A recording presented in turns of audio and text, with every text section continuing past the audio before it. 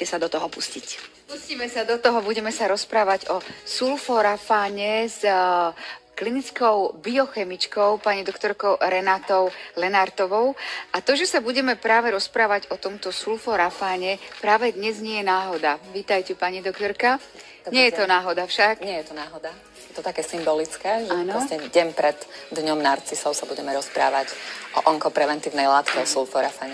Čo to je za látku a akú teda má tú účinnú zložku? Sulforafan je prírodná látka, ktorá sa nachádza v krížovitých zeleninách, ako je brokolica, kel a karfiol.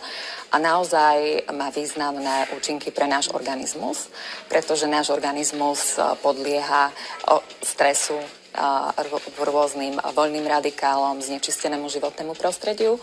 A práve táto látka napomáha vzniku špeciálnych enzýmov, napríklad protizápalovým enzýmom, ktorí ochraňujú náš organizmus. Je to teda vhodné ako prevencia proti onkologickým ochoreniam, alebo sú aj iné ochorenia, pre ktoré by teda bola dobrá a účinná táto látka? Určite má niekoľko možností využitia sulforafan. Je to látka protizápalová, je to látka onkopreventívna, čiže je to významná chemoprotektívna látka, ktorá má široké využitie u skupiny obyvateľov alebo u ľudí, ktorým záleží na svojom zdraví.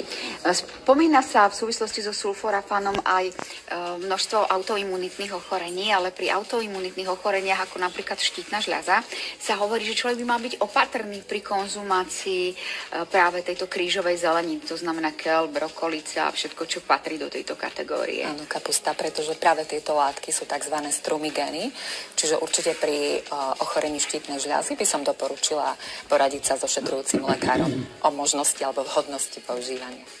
Ak teda máme túto látku ako keby koncentrát, tak nakoľko je účinnejšia od trebárs konzumácie čerstvej zeleniny tohto typu? Samozrejme dôležitá je príprava tejto látky. My nedokážeme skonzumovať naraz také množstvo surovej zeleniny, tak potom existujú kapsulky, ktorými si môžeme pomôcť. A koľko je v takej kapsulke tej brokolice? Asi 5 kg surovej brokolice je v jednej kapsulke. Áno. A povedzte nám niečo o tom, že ako teda vzniká ten sulforafán, ako sa to abstrahuje vlastne z tej zeleniny a potom ako by sme to mali vlastne zaradiť do svojej starostlivosti, či už preventívnej alebo potom liečebnej.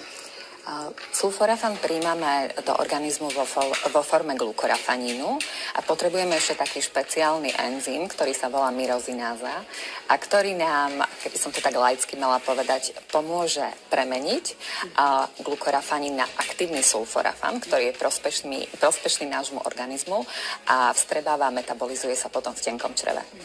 Funguje to teda na nejakej také tej bunkovej úrovni? Áno, sulforafan funguje na bunkovej úrovni, aktivuje jednu špeciálnu dráhu, ktorá nás ochraňuje práve pred tými voľnými kyslíkovými radikálmi a vlastne vznikajú pritom protizápalové enzymy.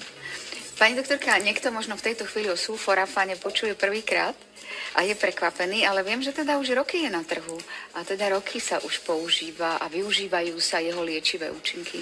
Sulforafan ako látka je na vedeckej scéne už asi 60 rokov, kedy boli prvé práve pokusy a dôkazy o jeho onkopreventívnom charaktere alebo vlastnostiach.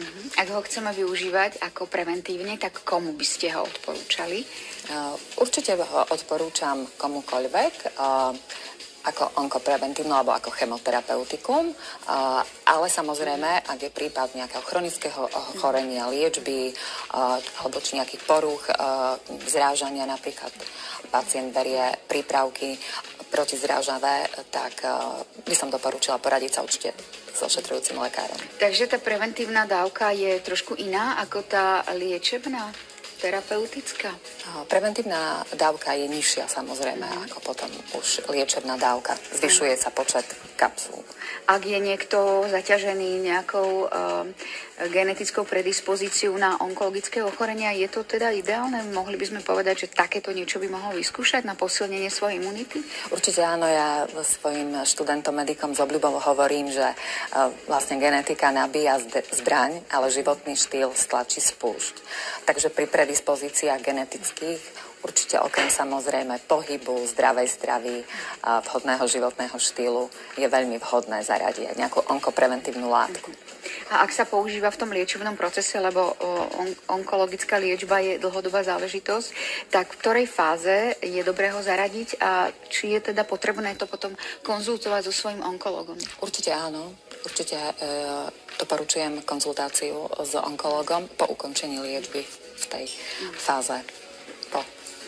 Keďže je to látka, ktorá je vlastne koncentrátom liečivých účinných látok tejto krížovej zeleniny, tak môžem užívať sulforafán a plus ešte jesť teda aj krížovú zeleninu, brokolicu, kapustu, keľ v tej čerstvej forme? Určite áno. Nevylučuje sa užívanie. Nemusím tam dávať pozor na nejaké dávky? Nie. Samozrejme, ak pri ochoreniach štítnej žľazy doporučujeme, ako som povedala, poradiť sa s lekárom. Áno, tak keby sme to tak nejako zhrnuli, je to teda naozaj účinná látka, vedecky dokázaná, áno, že je prospešná? Áno, je vedecky dokázaných, je spracovaných mnoho štúdií, ktoré sú v podstate k dispozícii už 10-15 rokov, ktoré práve skúmali pôsobenie sulforafanu pri určitých typoch ochorenia, ako je ochorenie karcinom pľúc, karcinom pankreasu, karcinom prsníka, karcinom hrubého čreva, kde sa práve robili výskumy s vplyvom na zastavenie ako keby šírenia práve rastu buniek. Pani doktorka, ďakujeme veľmi pekne. Viem, že teda vy sa venujete, že toto je vaša téma, že sa už veľa rokov venujete biochemii. Áno, klinické biochemii sa venujem viac ako 25 rokov. A neustále sa vzdelávate, pretože ste prišli z Košíc a ste povedali, že máte tu pred sebou